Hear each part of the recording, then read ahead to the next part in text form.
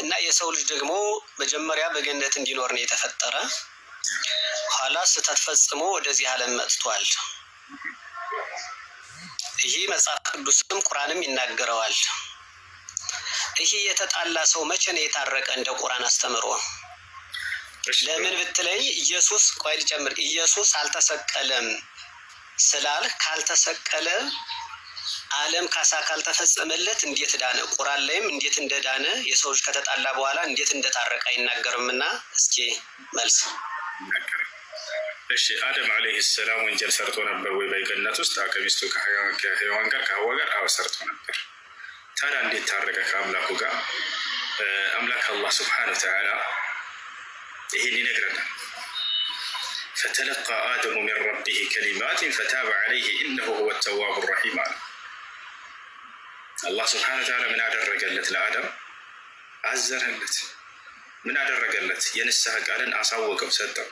በዚህ መልኩ ንስሐ አድርጎ ደን ያለው አደምም ያችን የንስሐ ቃል ከአምላኩ ተቀበለ፣ ንስሐን አደረገ። አላህ سبحانه وتعالى ንስሐውን ተቀበለ። فتلقى መረጃዋን እንትን ላይ መረጃዋን ምዕራፍና ቁጥሯን መረጃዋን ታሳየኝ። ችግር የለውም አሳይሃለሁ። እያሳየህ ቢሆን ይሻላል በሱ። فتلقى آدم من ربه كلمات فتاب عليه ይችን የንስሐ ቃል ከአምላኩ ከአላህ ተቀበለ። አላህም ንስሐውን ተቀበለው። የንስሐውን ቃል ጌታችን አላህ ሆይ ኃጢአት በማድረጋችን ነፍሳችንን በድለናል፣ ይቅር የማትለን ከሆነና የማታዝንልን ከሆነ ከከሰሩት እንሆናለን ብሎ ነበር። እሺ የቱ ጋር እናገኛለን? እዚህ ጋር ያው እና ስለ አዳምና ስለ ሔዋን ገና ሁለተኛው ምዕራፍ ላይ ያወራ ምን ይላል? ያው አደምም ከጌታው ቃላትን ተቀበለ፣ በእርሱ ላይ ጌታው ጸጸትን በመቀበል ተመለሰለት። እነሆ እርሱ ጸጸትን ተቀባይ አዛኝ ነውና አለ። ያቺ የተቀበላት የንስሐ ቃል ምንድነች? የተጸጸተባት የጸጸት ቃሉ ምንድነች የሚለውን ደግሞ በሱራ አሊ ኢምራን ላይ ምን እንዳሉ አዳምና ሔዋን ይገልጽልናል። አዳምና ሔዋን ምን እንዳሉ ማነው አንዓም ላይ ማነው አዕራፍ ላይ ነው ላሳያችሁ ያላት። እነዚህ የንስሐ ቃል ምንድነች ከተባለ ያና እዚህ ጋር ሱረቱል አዕራፍ ምዕራፍ 7 የቀደመው ምዕራፍና ቁጥር ይዘዋል ወይንስ ካየው ይበቃል ወገናችን? እሺ ያና እዚህ ጋር ምን አለው? አዳምና ሔዋንን ምን እንዳላቸው ተመልከቱ። አዳምና ሔዋን ደግሞ ምን እንዳሉ ያው ስለ አዳምና ሔዋን ታሪክ በማታለልም አዋረዳቸው ሰይጣን ይሄን ከገለጸ በኋላ አዳምና ሔዋን ምን አሉ? ጌታችን ሆይ አሉ። ይህች ነች የጸጸቷ ቃል። ጌታችን ሆይ ነፍሶቻችንን በደልን፣ ለእኛ ባትምር ባታዝንልንም በእርግጥ ከከሳሪዎች እንሆናለን አሉ። ይሄ ነው የንስሐው ቃል የሰጣቸው። ይሄን ቃል በማለት አላህ ሱብሓነሁ ወተዓላ ንስሐቸውን ተቀበላቸው። ቅድም እንዳለው ፈታበ ዐለይህ ጸጸቱንም ተቀበልኩት እንዳለው ይሄን የንስሐ የጸጸት ቃል ተናግረው አላህ ሱብሓነሁ ወተዓላ ምህረት አድርጎላቸዋል። እነሱ መጸጸታቸውን ይነግረናል እንጂ ይቅር ማለቱን አይነግረንም። እንደ ይቅር ሄኮ አሁን ይሄ እነሱ ልቅሶ ነው። በትክክል በየይዘው አልቅሰዋል። ጸጸቱን ተቀበልኩት አለ። ወደ እኔ ጸጸት ያደረገን ደግሞ እምረዋለሁ ብሎ ቃል ገብቷል። ላሳየህ። ወደ እኔ ንስሐ ያደረገን ጸጸት ያደረገን እምርለታለሁ እያለ የተናገረበትን ላሳየህ። ችግር የለም። ቁጥር 35 እና 36 እኮ ስናነብ መውረዳቸውን ነው እንጂ መመለሳቸውን አይናገርም። በመውደቃቸው እርግጥ ነው አልቅሰዋል፣ መመለሳቸውን ግን አይናገርም። እንደተመለሱ የሚናገርበት አላሳያለሁ። ችግር የለም። አብሽር ተመልሰዋል። የመጀመሪያው ላይ አለ። ሌላም ልጨምርልህ። እሱም መጅተባ ወሀዳ ይላል ሱረቱ ጣሃ ላይ ሱራ ጣሃ ላይ ላሳየህ። ሱራ ጣሃ ላይ አላህ ሱብሓነሁ ወተዓላ ንስሐ እንዳደረገ አዳም ላሳየህ እና ንስሐውን አላህ ሱብሓነሁ ወተዓላ መመለሱንም ተቀበልኩ። ቅድም እያሳየው ነበር። ሌላ ልጨምርልህ። ይኸውና ሰይጣንም ወደ እነርሱ ጎትጉቶ አደም ሆይ በመዘውተሪያቱ እያለ ካናገረ በኋላ ከእርሷም በሉ እያለ ይናገራል። መጨረሻ ላይ ከዚያም ጌታው መረጠው፣ ከእርሱም ጸጸቱን ተቀበለውም መራውም ይላል። ያ አላህ ሱብሓነሁ አሁን እኮ ወደ ገነት እንዴት ነው የሚገቡ? እሱማ እኮ እንደወደቁ አልቅሰዋል። ይሄ ሁሉም ያው መጽሐፍ ቅዱስን ቁርአን የሚናገረው ነው። በዚህ ምክንያት ተመለሱ። እየጨረስን አሁን ወደ ገነት እንሄዳለን። ደግሞ ያ ጸጸቱን ተቀብሎታል። እሱን እኮ አልካድሁም። እንዴት ነው ወደ ገነት የገቡ? አዳም ተጸጸተ አለቀሰ። በጣም ጥሩ። አሁን ደግሞ በቃ ወደ ገነት እንዴት ገቡ የሚለው ደግሞ ጥያቄ ልመልስልህ። ከኔ ጋር ሄሎ ወርቅ እያበራብኝ ነው እንጂ ቀይ አንተ ጋር ነኝ፣ ግን ቀይ ያበራ አሽር ችግር የለውም። አሁን ወደ ገነት የሚለው ደግሞ ምንድን ነው? አምላክ አላህ ሱብሓነሁ ወተዓላ አልጀነቱ ላ የድኹሉሃ ኢላ ነፍሱ ሙስሊማ የሚል ቃል በነብዩ ሰለላሁ ዐለይሂ ወሰለም በኩል ገብቷል። ገነትን ሙስሊም ነፍስ እንደሚገባት ይናገራል። አደምና ሐዋ ንስሐ እስካደረጉ ድረስ ያ ተምሮላቸዋል። አላህ ምን ይላል? ወደ እኔ ንስሐ ያደረገ ባሪያዬን እምሬለታለሁ እያለ ቃል ገብቷል። ስለዚህ እነዚህ ሰዎች ወዴት ናቸው እንዲመለሱት ከተባለ አላህ ቃል በገባው ብዙ ቦታ ላይ በቁርአንም ላይ በሐዲስም ላይ ያለ በእኔ ላመኑ ሙስሊም ሰዎች ጀነትን አስገባቸዋለሁ ብሎ ቃል ገብቷል። ታዲያ ከሞት ወዲያው እንደሞት ወዴት ሄዱ ከተባለ አደምና ሐዋ ወደ ገነት። ነቢያችን ሰለላሁ ዐለይሂ ወሰለም አርዋሑል ሙእሚኒነ ፊል ጀና አሉ። የሙስሊሞች ነፍስ በገነት ነች ብለው ተናገሩ። አደምና ሐዋ ደግሞ በዚች ነች ኃጢአታቸው፣ እችንም ንስሐ አድርገዋል። ንስሐቸውንም አላህ እንደተቀበላቸው ገልጿል። ስለዚህ ወደ ገነት ተመላሾች ናቸው። ይህን ይመስላል።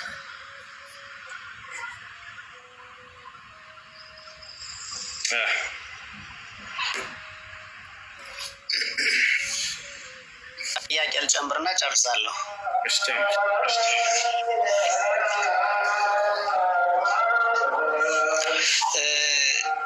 ነቢዩ ሙሐመድ ሌላ አምላክ አታጋሩ ብለው በቁርአን አስተምረዋል። ግን ይቺ ካዕባ እስካሁን መኖሯ ምንድን ነው?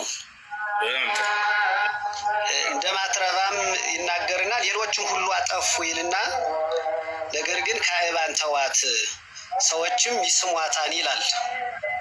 ስለዚህ ካዕባ ደግሞ ይመለኩ ከነበሩ 365 የቆሪሽ አማልክትና ጣዖታት መካከል አንዷ ነበረች።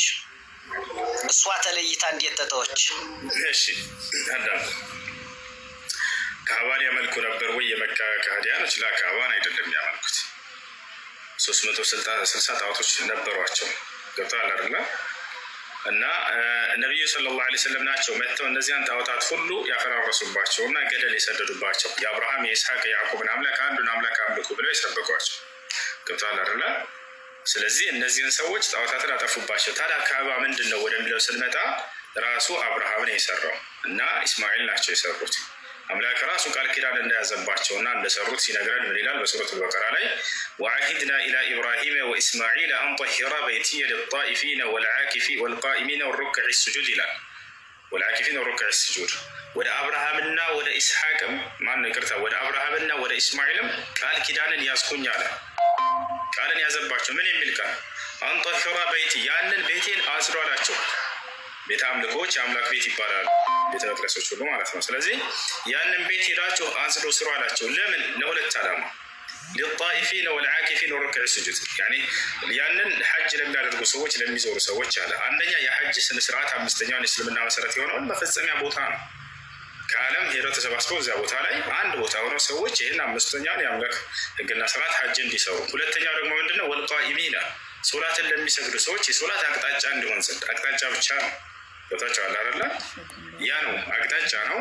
የዓለም ህዝብ በሚሰግድ ጊዜ ወደ ተዘበራረቀ ቦታ እንዳይሰግድ አንድ አቅጣጫ ምልክት እንዲኖረው የተደረገ ነው። ይህንንም የሰራው አብርሃም እንደሆነ ቃል በቃል ላሳይ ይችላል። አብርሃም ራሱ እንደሰራው ወኢዝ የርፈዑ ኢብራሂሙ ልቀዋዒደ ሚን ልበይቲ ወኢስማዒል ይላል።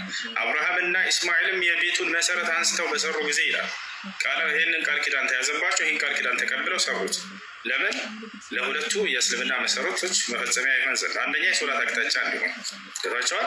አቅጣጫ ብቻ እንጂ ሌላ አይደለም። አላህ ስብሐነሁ ወተዓላ ይህን በቁርአንም ላይ ይገልጻል። ሱረቱል በቀራ ላይ ምን አለ? ፈወሊ ወጅሀከ ሸጥረል መስጂዲል ሐራም ይላል። ሶላትን በምትሰግድ ጊዜ ፊትህን ወደ ቂብላ አቅጣጫ ዙረህ ስገድ ይላል። ያ ለምን ይሳማን? ድንጋዩ ለምን ይሳማን? አስረዳሽ። እንግዲህ አምላክ በነቢያት በኩል ያዘዘንን ትእዛዝ መፈጸም ይህ አምልኮ ይባላል። ያን አምልኮ ስንሰራ ጊዜ አምልኮውን እያመለክ ነው ሳይሆን የታዘዝንበትን አምላክን በዚያ ላይ እያመለክን ነው። የእርሱን ትእዛዝ መፈጸም ማለት ነው። ጾሙ ስላለን እንጾማለን፣ ስገዱ ስላለን እንሰግዳለን አይደለም። ነገር ግን ጾምን እያመለክ ነው አይደለም። ስገዱ ስላለን ምድር ላይ ሄደን ስንደፋ ምድርን እያመለክናት ነው አይደለም። ቦታች አለ አይደለ? እዚያም ቦታ ላይ ያንን ሐጅ ስናደርግ ጊዜ ከሐጁ ስነ ስርዓት መካከል አንደኛው ምንድን ነው? ሰውየው ሐጁን ሰርቶ ጠዋፍ አድርጎ ዙሮ በጨረሰ ጊዜ ከቻለ ያችን ሐጀሩል አስወድን ይስማል። ካልቻለ ባይሰማም ችግር የለውም።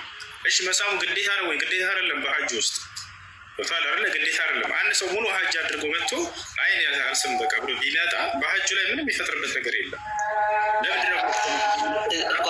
ነቢዩ የማይረባ እንደሆነ እየታወቀ ግን ነቢዩ መሐመድ ስለሳሙት ብቻ ክብር ተሰጥቶታል። ነገር ግን የቁርአን ሊቃውንት ራሳቸው ማይረባ መሆኑን ተናግረዋል። ብቻ ነቢዩ መሐመድ ስለሳሙት ብቻ እንጂ ሌላ ቃል ኪዳን እንደሌለውና የማይረባ እንደሆነ ቡሃሪ ዘግበውታል። እንዲሁም እንዲህ ይላል ዑመር ኢብን ኻጢብ ጥቁሩን ድንጋይ ሲስሙ ተመልክቻለሁ።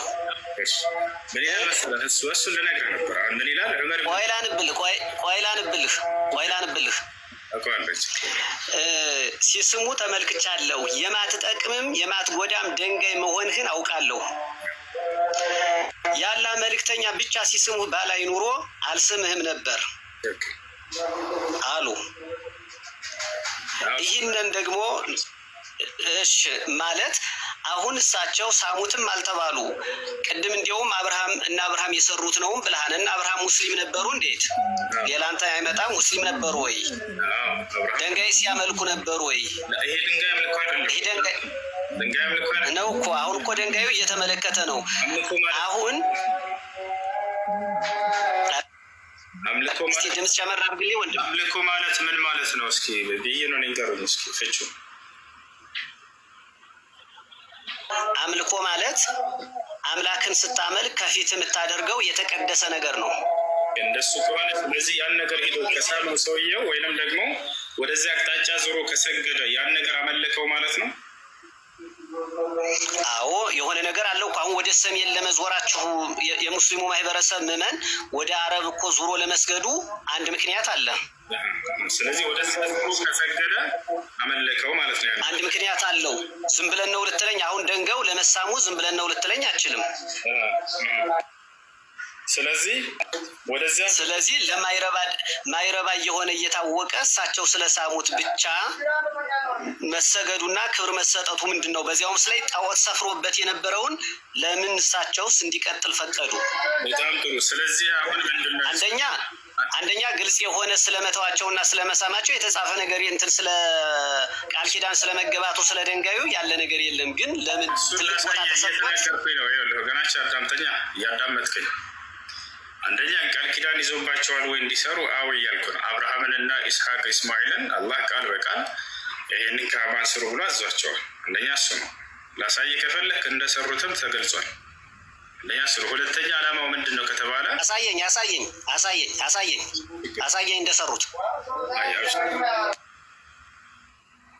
እንደሰሩት ላሳይ።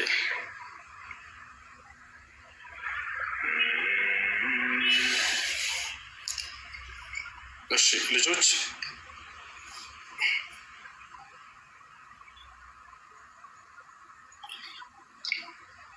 ወንድመቱ ሚስት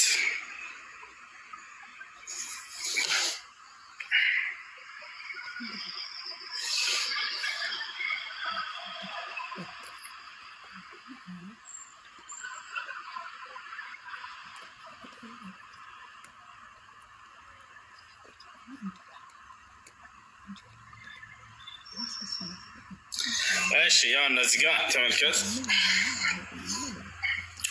ምን ይላል? ቤቱንም በሰዎች መመላለሻና ጸጥተኛ ባደረግን ጊዜ አስታውስ፣ ከኢብራሂምም ማቆሚያ መስገጃን አድርጉ፣ ወደ ኢብራሂምና ወደ ኢስማኤል ቤትን ለዘዋሪዎቹና ለተቀማጮቹ ለአጎንባሾቹ ሰጋጆቹም አጥሩ ስንል ቃል ኪዳን ያዝንላል። አላህ ስብሐነ ወተዓላ ቃል ኪዳን ይዞባቸው ነበር፣ ያ አብርሃምንና እስማኤልን ያን ቤት አጥሩ ስሩ በማለት። ታዲያ እንደሰሩት ማስረጃ አለው ወይ? አዎ፣ ያው እዚህ ጋር ቀጣይ ላይ ምን ይላል? ኢብራሂም እና እስማኤልም ጌታችን አላህ ሆይ ከእኛ ተቀበል፣ አንተ ሰሚና አዋቂ አንተ ነህና የሚሉ ሲሆኑ ከቤቱ መሰረቶቹን ከፍ ባደረጉ ጊዜ አስታውስ ይላል። እና ይህን ቃል ኪዳን ያው ይዞባቸው እንደነበር ይናገራል። ቤቱን እንዲያጸዱ እንዲሰሩ ከዚያ በኋላ ኢብራሂምና እስማኤልም እንደሰሩት ቃል ኪዳኑን ተቀብለው ያውና እዚህ ጋር ምንድነው አገልግሎቱ ከተባለ አቅጣጫ አቅጣጫ ብቻ እንደሆነ ላሳይህ። አላህ ቃል በቃል ፊታችሁንም ቆይ ሁለቱ እንዳይምታታ። አንደኛ ካይባን አይደለም ካይባ ጣዖት እንደነበር ተማምነናል። አብርሃምና ይስሐቅም ጣዖት አምላኪ ሊሆኑ ነው እንዲህ ከሆኑ ማን ነው ጣዖት ነው ያለህ? ማን የተማመነው እኮ ማን የተማመነው? አንተና እኔ ተማምነናል። ከአብርሃም ቃል ኪዳን የተቀበለባት ድንጋይ እንደሆነች መልሰ ደግሞ ወደ አቅጣጫ ታመጣታለህ። አሎ ቀስ በል ይኸው ጣዖት እንደሆነች እኛ ጣዖት ነው አላልንም። አብርሃም የሰራው ቤተ አምልኮ ነው። በዚያ ያ መስጂድ አልሐራም ይባላል። አብርሃም የሰራው አምላክ ቃል ኪዳን ይዞበት ያው የሰራው እንደሆነ እያሳየሁ ነው። አምላክ ራሱ ቃል በቃል ይሄን ቤት ስራ እያለ ያዘዋል። የአምላክ ትእዛዝ ነው። በአብርሃም በኩል ቤተ አምልኮ ተሰራ ማለት ወደዚያ ሰዎች አቅጣጫ ዞሮ ሰገዱ ማለት ያንን አመለኩ ማለት አይደለም። እሺ የጣዖት አምልኮ ነው ካልከን መጽሐፍ ቅዱስ ይዛል። መጽሐፍ ቅዱስ ይዛል። አብርሃም ሙስሊም ነበር እንዴ? አብርሃም ሙስሊም ነበረ? አዎ አብርሃም ሙስሊም ነበር። ቃል በቃል ለሳይ አብርሃም ሙስሊም ነበር። ቃል በቃል ለሳይ አዎ ሙስሊም ነበር። አሳየ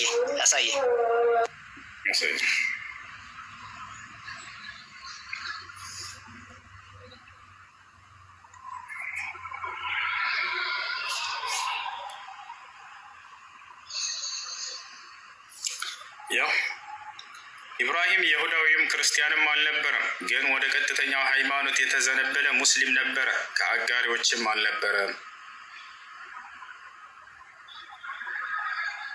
በጣም ጥሩ እንዳለ እሱን እንደያዝህ ሱረቱ 663 ላይ ያወጣልኝ። እሺ ሱረቱ 663 እሺ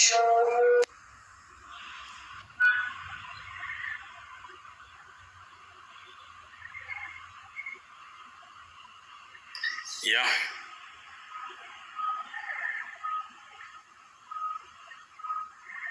እሺ ያ ሄሎ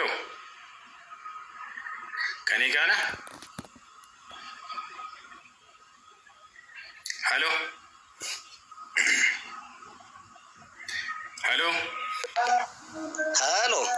እሺ ያው አታ ለእርሱ ተጋሪ የለውም። በዚህም በማጥራት ታዘብኩ፣ እኔም የሙስሊሞች መጀመሪያ ነኝ። እስልምና የተጀመረ በሙሐመድ ከሆነ አብርሃም እንዴት ሙስሊም ሆኖ ቆየ? እንዲህ እስከሆነ አሁን ላስረዳሽ። ተግባባን? አዎ የትም ሳንሄድ እዚሁ ከፍ እንበልና የእስልምና የማን መንገድ እንደሆነ ይንገረን ራሱ። እዚሁ ሳንሄድ የትም ሳንሄድ ያው አንዲት እርምጃ ነው ከፍ እንበለው። ያው ምን ይላል? ይሄን አንብበው።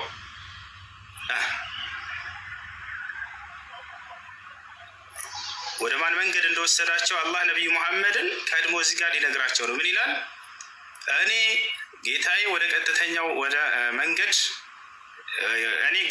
ቀጥተኛው መንገድ ትክክለኛ ሃይማኖት ወደ እውነት ተዘንባይ ሲሆን የአብርሃምን መንገድ መራኝ። እርሱም ከአጋሪዎቹ አልነበረም። የአብርሃም መንገድ ምንድን ነው የመራቸው? ነብዩ ሰለላሁ ዐለይሂ ወሰለም ያው ሙስሊምነት ነው ማለት ነው። የአብርሃም ወደ አብርሃም እምነት ከመራቸው እኮ እሳቸው ጀማሪ ሊሆኑ አይችሉም እኮ። እዚህ ጀማሪ ነኝ የሚሉት ጀማሪ ሳይሆን እኔ ሙስሊሞች ይላል እንጂ የእስልምና ሃይማኖት ጀማሪ አይደለም ወገናችን። ሙስሊምነት ነው ማ ልዩነት ሊኖረው አይችልም። ላስረዳ ችግር ኢስላም ማለት ነው ማለት ወደ አብርሃም እምነት ከተመሩ እሳቸው የአብርሃም እምነት ተከታይ ነው እንጂ የሚሆኑ አብርሃም ሙስሊም ከሆኑ የሙስሊሞች ጀማሪ መሆን ማለት እኮ የሃይማኖቱ ጀማሪ መሆን ማለት ነው። የሙስሊሞች ጀማሪ አይደለም የሚለው ጀማሪ አይደለም። እዚህ ጋር አሁን ከትውልዳቸው አንጻር የሙስሊም መጀመሪያ ነኝ በል የሚላቸው ምንድን ነው ከተባለ ያውና ከትውልዳቸው አንጻር ነው። ገብቷል? አንድ ነቢይ ከተላከለት ትውልድ የመጀመሪያ ሙስሊም ነው አይደለም? አዎ የመጀመሪያ ሙስሊም ነው። አየህ፣ ከትውልዱ አንጻር ከእርሱ በፊትስ በዚህ የታዘዘ በማን መንገድ ነበሩ ከተባለ የአብርሃምን መንገድ ይታያል። የአብርሃምን መንገድ መራኝ። የተመሩት ይህ አብርሃም መንገድ እስልምና ነው ማለት ነው። እርሳቸው ከሆኑ የእስልምና ጀማሪዎች አብርሃም ነው እንጂ መሐመድ ሊሆን አይችልም። የእስልምና ጀማሪ ነው አይልም እኮ ወገናችን። ረብዛሪ ተረዳጅ። የእስልምና ጀማሪ አይልም ቃሉ አንደኛ። እሺ ኢስላም ማለት ሙስሊም ማለት ልዩነት ንገረኝ ካወቀው ችግር የለውም። አንተ አንድ አድርገህ ተረድታቸው። ኢስላም ማለት ነው ማለት ነው ማለት መገዛት ነው።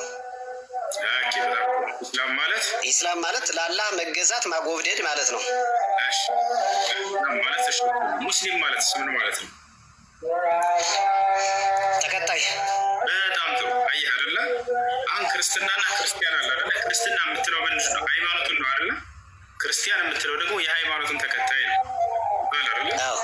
አሁን የክርስትና ጀማሪ ቢባልና ወይንም የክርስቲያኖች የመጀመሪያ ቢባል በዚህ ባለህበት በተላከበት አንድ ነብይ ሲላክ ጊዜ ለትውልዱ ለዚህ የዚህ ሃይማኖት የመጀመሪያ ተከታይ ይሆናል።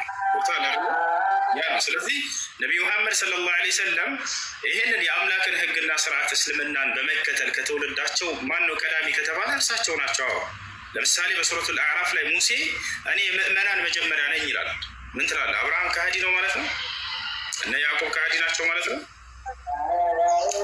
ቆይ ጥሩ። አሁን እንትና አትበል። እስልምና መቼ ነው የተጀመረ? እስልምና ሃይማኖት መቼ ነው የተጀመረ? ፋክቱ ከአዳም መቼና በየት ነው የተጀመረ? ከአዳም ጀምሮ። አዳም ሙስሊም ነበረ? አዳም ሙስሊም ነበር።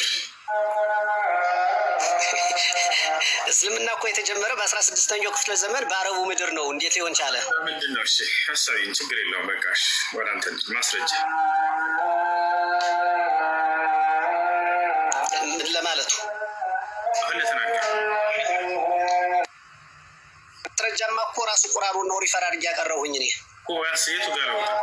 በዚህ ክፍለ ዘመን ሙስሊም የሚባል የተጀመረ እኮ ሙስሊም የሚባል የተጀመረ በእሳቸው በሙሐመድ ብቻ እንደሆነ በዚህም ታዘዙ። እኔም የሙስሊሞች መጀመሪያ ነኝ። እንዲህ ከሆነማ የሙስሊሙ ጀማሪ መባል ያለበት አደም ነው እኮ። አዳም ጥሽውለ ከተወለዳቸው አንፃር የመጀመሪያ ሙስሊም ናቸው እያልኩ ነው። ይሄን ደግሞ በዚያ በቁርአን ላይ እየፈታለ ነው። ገብቶሃል አይደለ? ከተወለድ አንፃር ከአምላክ ዘንድ በቃ ችግር የለውም። በቃ ዝም እንደ አይምሮ በቁርአን አላሩ ከተወለድ አንፃር ሙሐመድ የአብርሃም የልጅ ልጅ አይደለም እንዴ? ስለ አብርሃም ስለ ሃይማኖት ሙሐመድ እኮ የአብርሃም የልጅ ልጅ ነው። አዎ ናቸው። ሙሐመድ የአብርሃም የልጅ ልጅ ነው። አዳምጠኝ። ይኸውልህ ከተወለዱ አንፃር አንድ ነብይ ለህዝቡ የመጀመሪያ ሙስሊም ነው። የአምላክን ትእዛዝ መጀመሪያ የሚቀበለው ነብይ ነው። የአምላክ ትእዛዝ ደግሞ ኢስላም ነው አይደለ? ስለዚህ ያ ከተወለዱ አንፃር የመጀመሪያ ነኝ። እዚህ ጋር ምን አሉ? ለእርሱ ቁል ኢነ ስግደቴም አምልኮዬ ሁሉ ለአምላኬ ነው ታዛዥነት ያሉ። በዚህ ላይም የመጀመሪያቸው ነኝ አለ። ከሁሉም ከተወለዳቸው የመጀመሪያ ቀዳሚ ያ ነብይ ነው። ሙሴ ለህዝቡ የመጀመሪያ ነብይ ነው። አብርሃም ለህዝቡ የመጀመሪያ ሙስሊም ነው። ኢስሐቅ ለህዝቡ የመጀመሪያ ሙስሊም ነው። አየህ አይደለ? የሙሴን ምሳሌ እየሰጠው ነበር ቅድም። እኔ ምእመናን መጀመሪያ ነኝ ይላል። እሺ በጣም ጥሩ። ሱረቱ ሁለት አንድቴር ነው። ሙሴ ምን ይላል? መጽሐፍ ቁርአን ላይ እዚህ የሰጠው ማስረጃው ላይ እዛው ላይ እኔ ምእመናን መጀመሪያ ነኝ ይላል። ምንድን ነው? ምን ማለት ነው? ከእርሱ በፊት ምእመናን የለም ማለት ነው?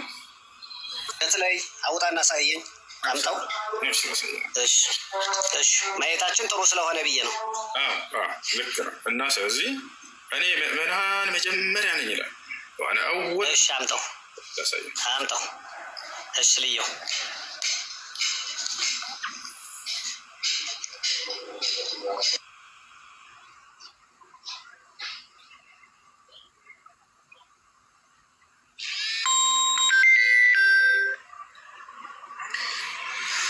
ሱረቱል አዕራፍ 144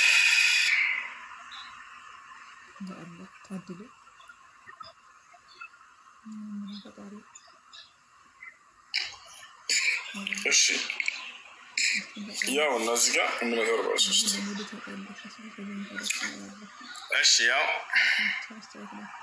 ይታያል። ሙሳም ለቀጠሯችን በመጣና በጌታም ባነጋገረው ጊዜ ጌታዬ ሆይ ነፍስህን አሳየኝ ወደ አንተ እመለከታለሁና አለ። አላህም በፍጹም አታየኝም፣ ግን ወደ ተራራው ተመልከት፣ በስፍራውም ቢረጋ በእርግጥ ታየኛለህ አለው። ጌታውም ለተራራው በተገለጸ ጊዜ እንቁጥቁጥ አደረገው። ሙሳም ጮሆ ወደቀ።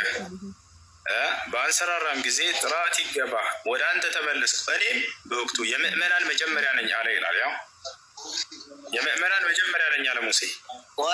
እኔ እኮ መጽሐፍ ቅዱሳችሁ ላይ ያላል ይሄ ብዬ ነው። ቁርአን ላይ ነው ላይ ይኖራል። መጽሐፍ ቅዱሳችሁ ላይ ያለ ይሄ ብዬ ነው። ታው መጽሐፍ አላልኩም ዝም ብለህ እንትን አትበል።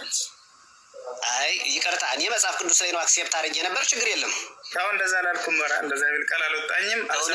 እውነት እንደዛ ችግር የለም። ኖ ማተር እኔ ሚስ አንደርስታንዲንግ ነው የኔ ችግር ነው። አሁን እዚህ ጋር ስለዚህ ቆይ ልመለስልህ አንዴ ቆይ እዚህ ጋር ልጠይቅህ መጀመሪያ ላይ በአንተ ግንዛቤ ከእርሱ በፊት ምዕመናን የለም ነበር ማለት ነው? ከሙሴ በፊት ቆይ በቁርአኑ እንጂ እኮ በእኛ የለም በእናንተ ነው እሱ ያለ። አሁን ስለ መጽሐፍ ቅዱስ እያወራን አልነበረም? ለምን ተዋሽ ከሆንክ ማለት ነው? ታዳምጠኝ። ለመጽሐፍ ቅዱስ አላወራንም እስካሁን እያወራን ያለነው ስለ ቁርአን ነበር እኮ። ስለ ቁርአን ጀማሪ ነው ነብዩ መሐመድ ጀማሪ ነኝ ቢሉም ውሸት ሊባል ነውና ያ እንዴት አሁን ይስተት ነው? ሙሴ መጀመሪያ ነኝ ያለውና ነብዩ መሐመድ ውሸታቸውን ነው እኔ ጀማሪ ያሉ አይደለም። ስለ አረዳዱን እየነገርኩ ነው። ባንዴ አረዳዱን አሳይ። በወቅቱ ይላል ይታያል በህዝቦቻቸው ዘንድ የመጀመሪያ ምዕመናን ናቸው እነሱ ነው። አሁን እንዴት እንደሆነ ነገሩን አስረዳ። ከአምላክ ዘንድ መጀመሪያ ትእዛዝ የሚመጣው ለነብይ ነው አይደለም? በዚህ እንስማማለን። አዎ ነው። እሺ ለአምላክ ታዛዥ ማን ነው ከተባለ ያ ነብይ ነው ወይ? አዎ ያ ነብይ ነው። ነብይ ሳይታዘዝ በፊት ትውልድ መጥቶ ነብይ አይቀድምም። ትውልድ የሚመጣው ከነብይ በኋላ ነው። ስለዚህ ለዚህ ከተላከለት ትውልድ አንጻር ያ ነብይ የመጀመሪያ ታዛዥ የመጀመሪያ ፍጻሜ አማኝ ይባላል። ወጣላ አይደለ? እዚህ አዛም ስለዚህ ሁሉም ነብይ ለየትውልዱ የመጀመሪያ ሙስሊም ይባላል። የመጀመሪያ ታዛዥ ማለት ነው። ሙስሊም ማለት ታዛዥ ማለት ነው። የአምላክን መጀመሪያ የሚታዘዘው ከትውልድ በፊት ቀድሞ ነብይ ነው። በዚህ አንጻር ወጣላ አይደለ? አሁን ሙስሊም የመጀመሪያ ምዕመናን ነኝ ሲል ጊዜ እና አብርሃም ከሃዲ ናቸው ማለት ነው አይደለም። ከትውልዱ አንጻር የመጀመሪያ ምዕመን ነኝ እያለ ቆይ በጣም ጥሩ እንደ ቁርአኑ ልቀበለው። እንዲህ ከሆነ የአብርሃም ልጆች እስማኤልና ይስሐቅ የይስሐቅ ልጆችም በሃይማኖት ነው የኖሩ። እንዲሁም መስዋዕት ሆኖ ቀርቧል። ቁርአንም ይመሰክርለታል ይስሐቅን። ወርሱን መጣለ ችግር የለም። ስለምነታቸው ቆይ ደህና ነኝ። እንቀጥል ችግር የለም። ስለዚህ ነብዩ መሐመድ መጀመሪያ ካልሆኑና እና አብርሃም እና ይስሐቅ ሙስሊም ከሆኑ ለምን ተለያየ? እንደ ይስሐቅ ልጆች መጽሐፍ ቅዱስ ቶራት ለምን አልነበራቸውም? ቶራት ደግሞ ስለ እስልምና የለም የሚናገር። አሁንም ቤተ እስራኤሎች በመካከለኛው ምስራቅ ሙስሊም አይደለም በልዩነት ነው የሚኖሩ። እነሱ ይሁዲዝም ናቸው፣ ሙስሊሙ ሙስሊም ነው። እንዲህ ከሆነ እኮ መሐመድ ምንድነው የምንላቸው? እንዲህ ከሆኑ ቁርአንም የሳቸው አይደለም ሊሆን ነው። እንዲህ ከሆነ መጀመሪያ ካልሆኑ ይህ ቁርአን ከአዳም ጀምሮ ያለ የአዳም ነው እንጂ የመሐመድ አይደለም። አሁን ስለ ቁርአን ብቻ እንደመጣ ነው እየጠየቅያለሁ።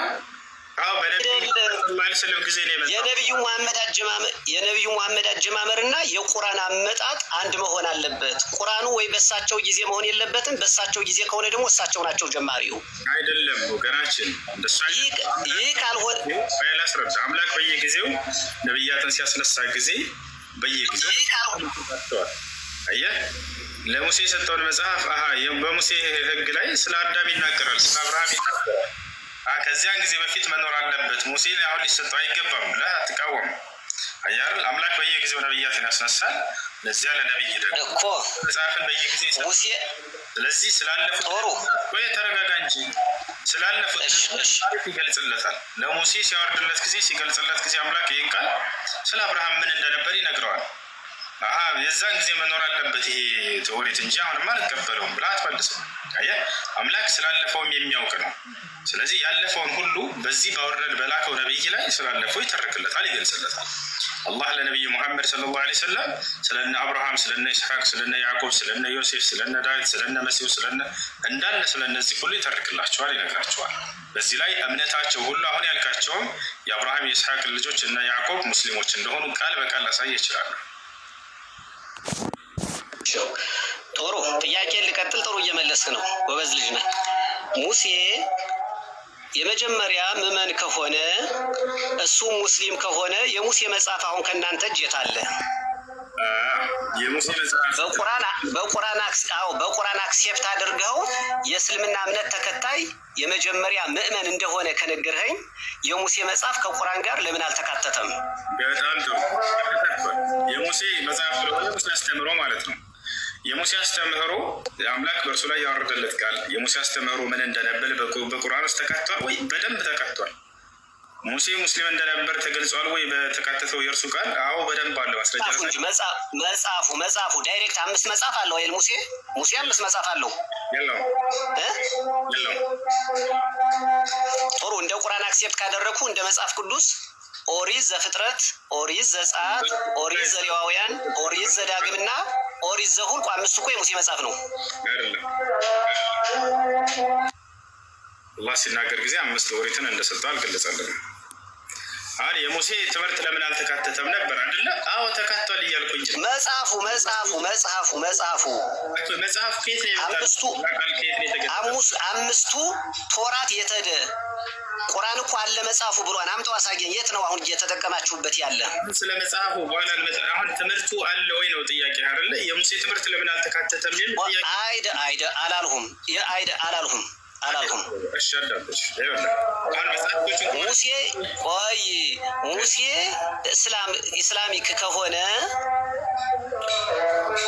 እስላም ከሆነ የእስላም መጀመሪያ ምዕመንም ከሆነ ቶራት አለው መጽሐፉ። ቶራቱ የት አለ? ጀማሪ ከሆነ ከቁርአን በፊት አብሮ ኢንክሉድ ሆኖ መገኘት አለበት። ግን የለም መገኘት አለበት። ቁርአን ደግሞ አለ ይላል። እሺ መገኘት አለበት የሚለውን አንተ ከየት ነው ያመጣኸው?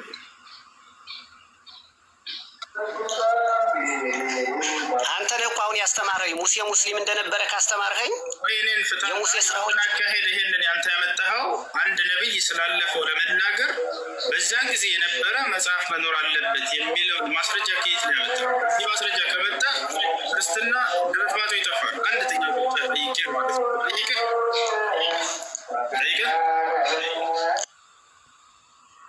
ጠይቀህ ይቻላል። ጥሩሽ አብርሃም የሚባል ሰው ታውቃለህ? አታውቅም? አውቃለሁ። በጣም ጥሩ። አብርሃም በኋላ በመጣ መጽሐፍ ሳይሆን በዛ ጊዜ ከነበረ አንድ ማስረጃ ስጠኝ። አብርሃም የሚባል ሰው መጽሐፍ አለው ለአብርሃም ነው። በአብርሃም ጊዜ ከነበረ አንድ ማስረጃ ስጠኝ። አብርሃም ስለሚባለው አካል ከዚያ በኋላ በመጣ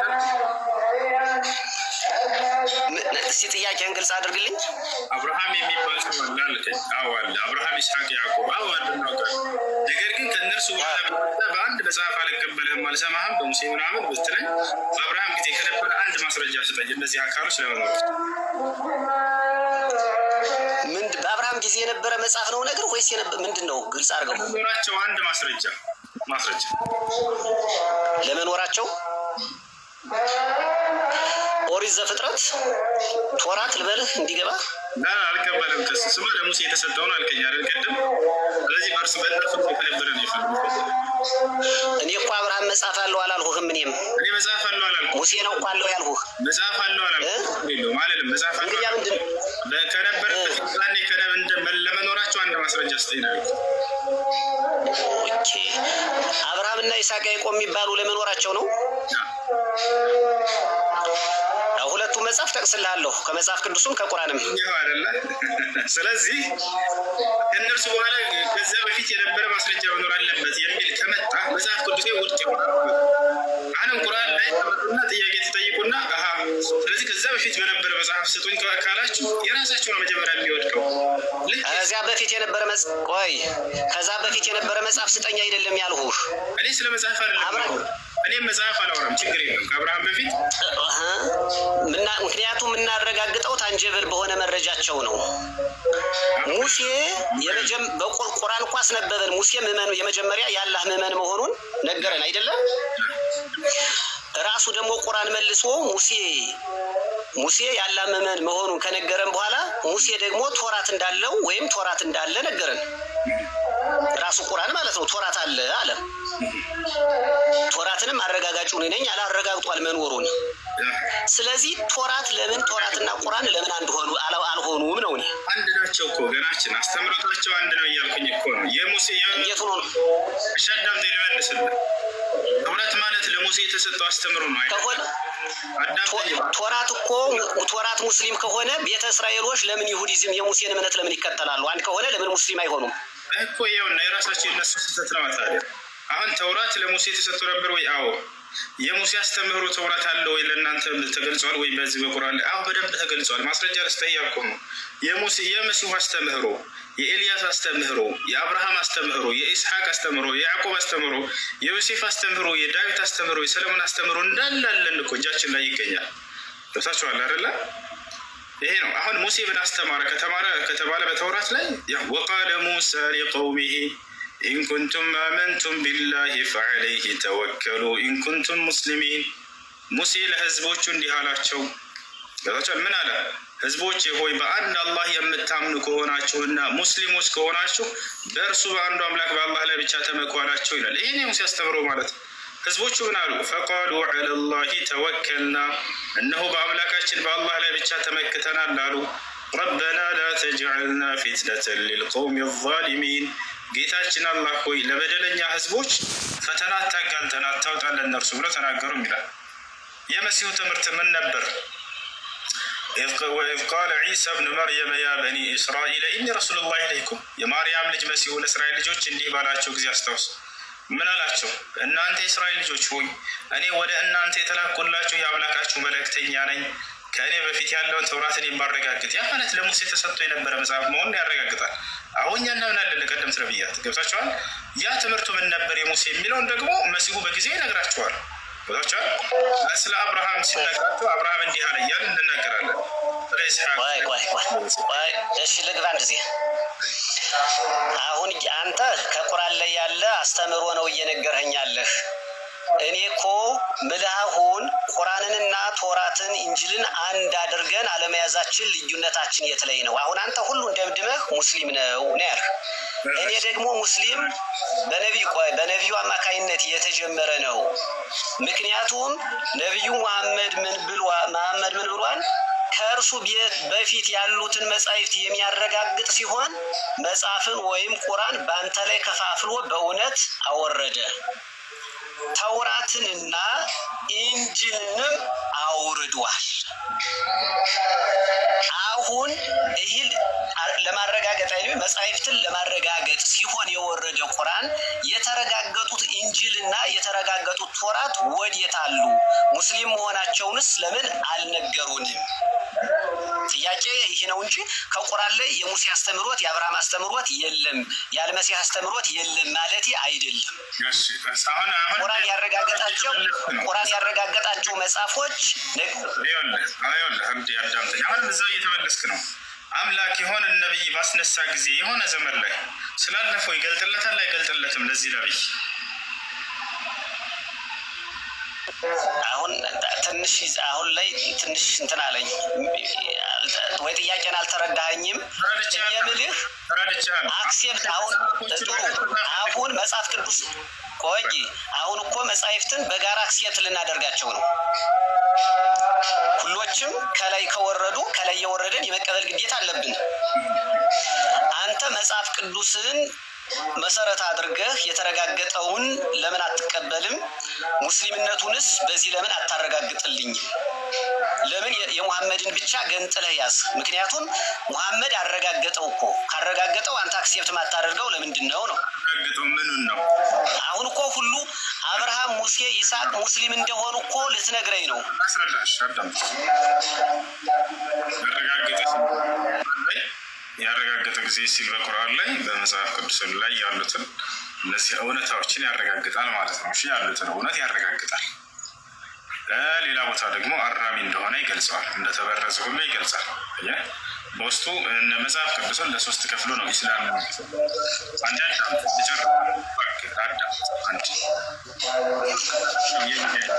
አሁን የተረጋገጠው ትክክለኛው ከእናንተ መኖር አለበት። እኛ ከበረዝ ነው ትክክለኛው መጽሐፍ ቅዱስ ከእናንተ መኖር አለበት አለ። በእርግጠኝነት አለ። በደንብ አድርጌ ነው ማስረግጬ የምነግርህ አለ። ያልተበረዘው አዳምጠን አንዴ እስክጨርስ ድረስ እባክህ። ያልተበረዘው ከእናንተ ጋር አለ ወይ? በደንብ አለ። የቱ ጋር ነው ከተባለ ያው ቅድም እየተናገርኩ ነበር። የሙሴ አስተምህሮ፣ የመሲሁ አስተምህሮ፣ የአብርሃም፣ የኢስሐቅ፣ ያዕቆብ አስተምህሮ ብሎ እነዚህን አምላክ በመጨረሻው ነብይ ላይ ገለጣቸው። ገብታችኋል አይደል? የግዴታ መጽሐፋቸውን አምጥቶ የሙሴ መጽሐፍ ይሄ ነበር ብሎ ቆይ ተረጋጋ ማስቀመጥ አይጠበቅበትም። ያንን አስተምሮታቸውን ትምህርታቸውን በዚህ በአንድ መጽሐፍ ላይ ቁርአን በተባለው ላይ ገለጠላቸው። ያው የአብርሃም ይሄ ነው ያልተበረዘው ትክክለኛ አስተምህሮ ለትውልድ አስተምር አብርሃም እንዲህ ብሎ ነበር እያለ ይናገራል አምላክ። ኢስሐቅ እንደዚህ ብሎ ነበር፣ ያዕቆብ እንደዚህ ብሎ ነበር፣ ሙሴ እንደዚህ ብሎ ነበር። ያው ይሄን ሁሉ አስተምሮታቸው ያልተበረዘውን ቃል በቃል አስቀምጠው ምንድነው አንተ የፈለግከው አሁን ይሄንን ክፍልፍል አድርጎ መጽሐፉን ይሄ ሙሴ ነበር ይሄ እንትን ብለን እናዘጋጅላችሁ ይሄ ኢየሱስ ነበር ብለን ሌላ መጽሐፍ አውጥተን ላ በአንድ በጥራ ዘርበና ቁርአን ብሎ ጠራውና በውስጡ ላይ ይሄ አብርሃም ትምህርት ነው ይሄ ሙሴ ትምህርት ነው ብሎ ያልተበረዘውን ንጹህ ትምህርታቸውን አስቀመጠው። ያ ቆይ አሁን ይዘህ ትንሽ እንትን አልክ።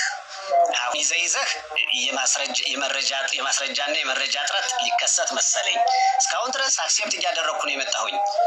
በመጽሐፍ ደረጃ እኮ ነው ቁርአን የወረደ በመጽሐፍ ደረጃ ነው። አስተምሮት የሚባለው ከውስጥ የምናገኘው ነው። በጥቅል በህይወት ዶክሜንትነት እኮ መጽሐፉ ነው የሚያዝ የወረደው። ይኸውልህ አሁን እኮ ሁሎችን ሙስሊም ናቸው ወደ ማለት ወደ አንተ ልስማማልህ ነው። ስስማማልህ ግን ምን ነው ማለት ያለብህ አንተ? አሁን እኔ ጋር ሙስሊምነትን ተስማማልህ ሳይሆን ለምትጠይቀው ጥያቄ በምትጠይቀው መሰረት እየመለስኩልህ ነው። ገብቶሃል አይደለ? አሁን በመጽሐፍ ደረጃ ነው አልከኝ። ላ መሲሁ የሰጠኝ ነው የሚለው ነቢያቶች ይሄ ቃል ያን ቃል በመጽሐፍ ላይ ያሰፍሩታል። ገብቶሃል አይደለ? ያስተምህሩትን ማን ያወረደላቸው ይህን ቃል የገለጠላቸው ከተባለ ያ አንዱ አምላክ ነው። ኢና አውሐይና ኢለይከ ከማ አውሐይና ኢላ ኑሕን ወነቢይነ ሚን ባዕድ ይላል። ወአውሐይና ኢላ ኢብራሂም ወኢስማዒል ወኢስሐቅ ወያዕቁብ ወልአስባጥ እያለ ይነገራል። ሙሐመድ ሆይ እነሆ ዛሬ ለአንተ ቃሌን ገለጥኩልህ፣ ከዚህ በፊት ለኖህ፣ ለአብርሃም፣ ለኢስሐቅ፣ ለኢስማዒል፣ ለያዕቆብ፣ ለሙሴ፣ ለመሲሁ ሲገልጥ እንደነበር እያለ ይናገራል። አየህ፣ ለእነርሱ ሲገልጥ በነበረበት መንገድ ለነቢዩ ሙሐመድ ሰለላሁ ዐለይሂ ወሰለም ገለጠላቸው፣ ቃሉን ሰጣቸው። በዚህ ላይ ያልተበረዘ የነቢያት ትምህርት ምን ነበር የሚለውን ሲገልጽላቸው ጊዜ ሙስሊሞች እንደነበሩ እነ አብርሃም፣ እነ ሙሴ፣ እነ ኢየሱስ ገለጸ ማለት ነው። ሙስሊሞች ናቸው ብሎ ይናገራል። ይሄ ነው። ሁሴን አንዴ ይቅርታ፣ እኔ ከፍጡር በኋላ ታስገባኛለህ። አሁን ስራ እየደረሰኝ ቆይ አንዴ ጥያቄ አንዴ ልጨምር። የምትገባ ከሆነ ትገባለች፣ ችግር የለም። እሺ ቁርአኑ ሲወርድ አንድ ዶክሜንት ነው። ሊያረጋግጠው የተዘጋጀው ዶክሜንት ሌላ ነው።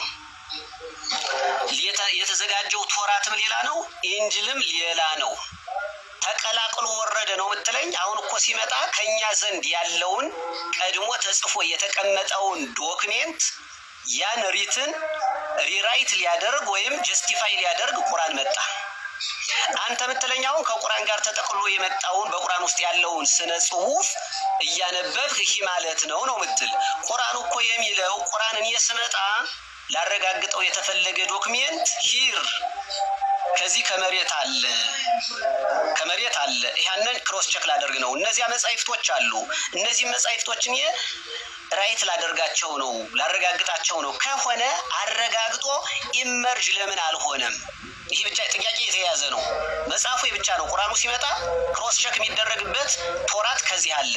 አንተ ምትል ግን ቁርአኑ መጣ በቃ እዚያው አበቃ ነው። ቁርአኑ እኮ የመጣ ለቼክአፕ ነው እንጂ ፐርማነንትሊ ራሱን እንደሚችል አልመጣም። እንዲያው የሚናገረው እሱ የመጣ ለሁለቱ ነው እንጂ አልመልስልህ። ቁርአን ሶስት ባህሪ ያለው፣ አንደኛ አረጋጋጭ የሚል አንተችን ብቻ ስለያዝካት ነው። ሁለተኛ አራሚ የሚልም ባህሪ ያለው፣ ስለ ተውራትና ስለ ኢንጂል ከተናገረ በኋላ አላህ ስለ ኦሪትና ስለ ወንጌል ተናግሮ ያርማቸዋል ይሄ ቁርአን ብሎ ይገልጸዋል። አየህ አይደለ? አንተ አረጋጋጭ ነው። ሙሰዲቀን ሊማ በይነ የደይህ የምትለውን ብቻ አሰድካት። ያለፉትን የሚያረጋግጥ ማረጋገጥ ማለት ምን ማለት ነው ታዲያ? አራሚ ማለት ምን ማለት ነው ወደሚለው ስንመጣ ጊዜ በውስጡ የሚገኙትን እውነታዎች ያረጋግጣቸዋል፣ በውስጡ የሚገኙ ስህተቶችን ያርማቸዋል ቁርአን።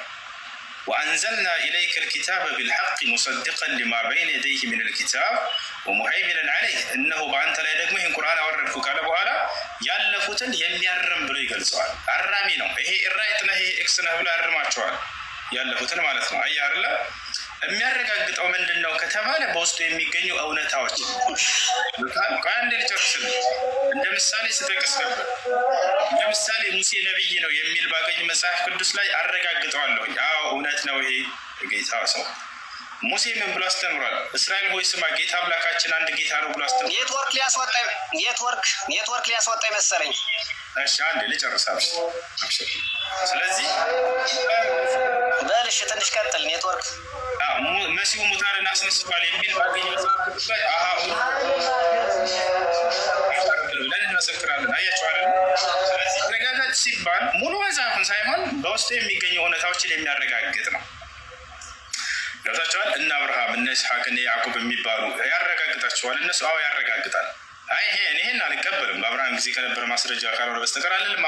አምላክ ስላለፈውም የሚያውቅ ነውና በባህሪው ያዕለሙ ማ በይነ አይዲሂም ወማ ኸልፈሁም ስለ ፍጥረታቶቼ የኋላቸውንም የፊታቸውንም የማውቅ ነኝ እያለ ይናገራል። አሜን ነው። ስለዚህ አምላክ ያለፈውን ያረጋግጣል ሲል ጊዜ በውስጡ የሚገኙ እውነታዎችን ያረጋግጣቸዋል ማለት ነው። በውስጡ ያሉትን ደግሞ ስህተቶች ያርማቸዋል። ታዲያ ካረመው መካከል እስኪ ለምሳሌ ጥቀስልን ካላችሁ ሰለሞንን እንውሰድ። ሰለሞን እንደ መጽሐፍ ቅዱስ አንዱን አምላክ ከእርሱ ፈቀቅ እንዳለና ለሌሎች አማልክቶች እንዳመለከ እንደ ካደ ይገልጻል አይደለ? አላህ አረመው ይሄን ነገር። ምን አለ? ወማ ከፈረ ሱለይማን አለ በሱረቱል በቀራ ላይ። ሰለሞን ግን አልካደም ማለት። ሌላስ ሃሩን አለይሂ ሰላም የሙሳ ወንድም ነብይ እንደሆነ መጽሐፍ ቅዱስ ራሱ አረጋግጦ ነገር ግን ጣዖት እንደሰራ ለህዝቦቹ ይሄንንም ጣዖት አምላካቸው ነው ብሎ እንደሰጣቸው ይገልጻል። ኦሪት ዘጸአት ምዕራፍ 32 ከቁጥር 1 ጀምሮ ይሄን አላህ አረመው። በቁርአን ላይ ምን አደረገ? ሃሩን አይሰራም፣ ይሄንን ሳምራዊ ሰው ነው ይሄን ጣዖት የሰራላቸው፣ የወይፈን ጥጃ ከወርቅና ከብር አቅልጦ የሰራው ያ ሰው ነው ብሎ ገለጸው። አረማቸው አይደል? ስለዚህ ቁርአን ምንድነው? አንደኛ አረጋጋጭ ነው ሲባል ጊዜ በውስጡ ያሉ እውነታዎችን ያረጋግጣል። ሁለተኛ አራሚ ነው ሲል በውስጡ ያሉ ስህተቶችን ያርማል። ሶስተኛ ደግሞ ልጨምርልህ ሌላ ይሄ ብቻ አይደለም። ሌላ ባህሪው ምንድነው? ነቢያችን ሰለላሁ ዐለይሂ ወሰለም ስለ ተውራትና ስለ እንጂል ስላለፉት ሲናገሩ ምን አሉ? ላ ቱሰድቁ አህለል ኪታብ ወላ ቱከዚቡሁም አሉ። የመጽሐፉን ባለቤቶች እውነትም አትበሏቸው ሐሰትም አትበሏቸው አሉ። ይሄ ደግሞ ምን የትኛውን ይመለከታል? በቁርአን በሐዲስ ላይ እውነትም ነው ሐሰትም ነው ብሎ ያልተገለጸውን ጸጥ ብላችሁ ሁለፉ ነው። እንደ ምሳሌ ኢሳይያስ የሚባል ነብይን እንውሰድ እያልኩ ነበር። ኢሳይያስ ነብይ እንደሆነ መጽሐፍ ቅዱስ ላይ ይናገራል። እሺ በቁርአን ላይ ነብይ ኢሳይያስ የሚባል ነብይ አለ ተብለናል ወይ? ላ አልተባለም። ነብይ አይደለም ተብለናል ወይ? አልተባልንም። ስለዚህ ዝም እንላለን። ስለዚህ አካል አያችሁ አይደል? ላ ነቁል ኢነሁ ነብይ ወላ ነቁል ኢነሁ ለይሰ ቢነብይ ነብይም ነው አይደለም ምናምን ዝም እንላለን።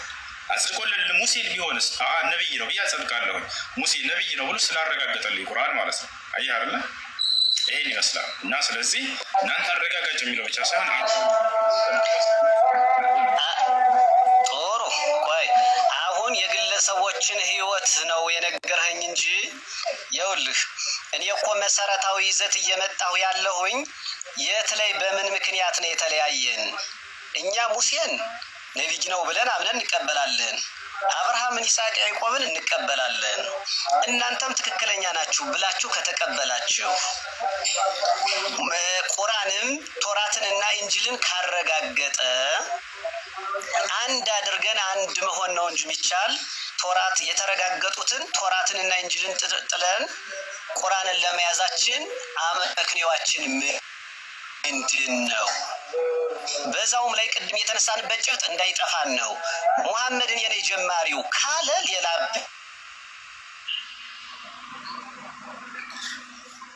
አረጋጋጭ ብቻ አይደለም እያልኩኝ ነው ወገናችን። አረጋጋጭ የሚለው ደግሞ ምንድነው? እየተሰማው አልነበረም አላውቅም።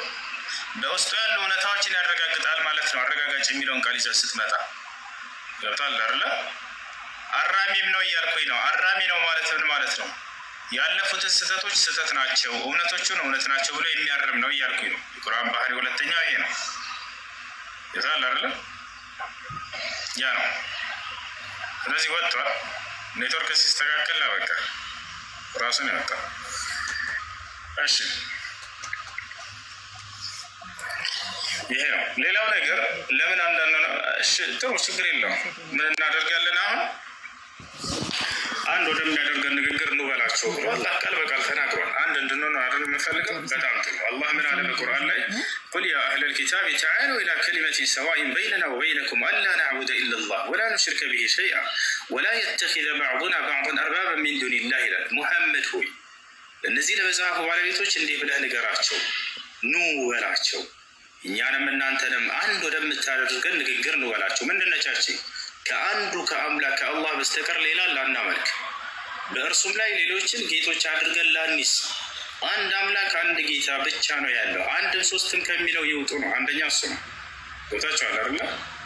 ሌላው እምነታቸው ምንድነው? ነብያቶች መጽሐፍ ቅዱስ ላይ እምነታቸው ምን እንደሆነ አልተገለጸም። ለማለት ሃይማኖታቸው ምንድነው?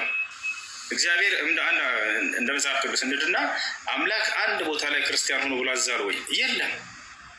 እሺ እምነታቸው ምን ነበር? የትኛው እምነት ነው ተብሎ ሊያዝ ነው? ጠፍቷል ይሄ ነገር ማለት ነው። አለ የሚል ካለ አምጣ። ቦታቸዋል። እግዚአብሔር የትኛውን ቦታ ላይ ክርስቲያን ሆኑ ብሎ አላዘዘም። አንድም ነብይ ክርስቲያን መጽሐፍ ቅዱስ ላይ ህዝቦችን ክርስቲያን ሆኑ ብሎ አላዘዘም። እኔ ክርስቲያን ነኝ ብሎም የተናገረ ነብይ የለም። ተውት በቃ። አንድ የመጽሐፍ ቅዱስ ጸሐፊ አንድ ነብይ ጠቅሶ አክሊ ሙሴ ነው ሊሆን ይችላል። ማንንም ይሄ ነብይ ክርስቲያን ነበር ያለበት ቦታ የትም ቦታ ላይ የለም። አያችሁ፣ ይሄን መልስ የምታገኙለት የት ነው? ቁርአን ላይ ብቻ ነው። አብርሃም ሙስሊም ነው ይላል ቃል በቃል። ያዕቆብ ሙስሊም እንደሆነ፣ ልጆቹ ሙስሊም እንደሆኑ፣ ሐዋርያቶች ሙስሊም እንደሆኑ፣ እንዳለ ቀደምት ነቢያት ሙስሊም እንደሆኑ ይናገራል። አምላክ ራሱ እንደደነገገው ይነግረናል። شرع لكم من الدين ما وصى به نوحا والذي أوحينا إليك وما وصينا به إبراهيم وموسى وعيسى إلى إنه يهين مسلمنا ሃይማኖት እኔ ደነገግኩላችሁ ይላል። ራሱ ደንጋጊው አምላክ ነው። ሰዎች አይደሉም። ምድር ላይ ሰው ሰራሽ ሃይማኖት አይደለም። አምላክ ራሱ ደንግጎ ለነብያት ያዘዘባቸው ነው። እነሆ ይሄን እስልምናን ሃይማኖት እኔ ደነገግኩላችሁ ካለ በኋላ ከአንተ በፊት ደግሞ አብርሃም ሙሴ መስሎን አዝዤበት የነበረውን ሃይማኖት ብሎ ይናገራል። ያችሁ እነ መሲሁ እነ አብርሃም እነ ሙሴ እነ ኖህ ታዘውበት የነበረው ሃይማኖት ራሱ እንደሆነ ይገልጽልናል ማለት ነው። ኢብራሂም አጠቃቀል በቀል አብርሃም ሙስሊም ነበር ይለናል በቁርአን። መጽሐፍ ቅዱስ ላይ አንድ ቦታ አለ አብርሃም ወይ ክርስቲያን ነበር ወይ ምንም አታገኝበት፣ መልስ አታገኝበት። ይሄ ይመስላል። ጥያቄ ያለ ቀጥል